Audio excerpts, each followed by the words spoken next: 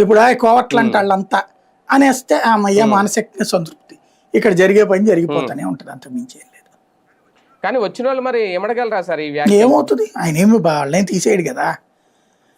తీసేయరు, ఆయన అన్నది అదే కదా, ఒలింపిక్స్ లో వస్తారు తర్వాత పోతారు అంటున్నారు. అంటే ఏంటి సహజంగా వచ్చేవాళ్ళు వస్తారు, పోయేవాళ్ళు పోతుంటారు. ఈ కామన్ అనేటటువంటిది అంత మించే ఉండదు.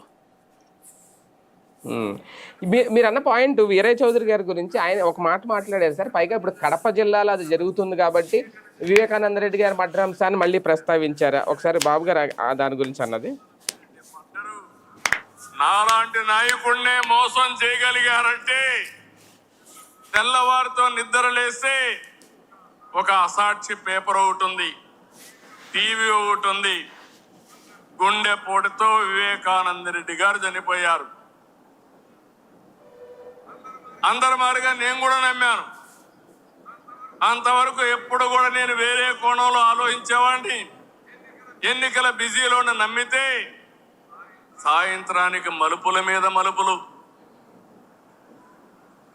గొడ్డలితో మెదడు కూడా బయట వచ్చి అంత చిన్నాభిన్నమైపోయి రూమ్ అంతా రక్తం ఉంటే అలాంటిది కడిగేసి ఏమీ జరగనట్టు గుండెపోటుతో రక్తం వచ్చి గోడలన్నీ కూడా తడిచిపోయాయని చెప్పగలిగారంటే ఎలా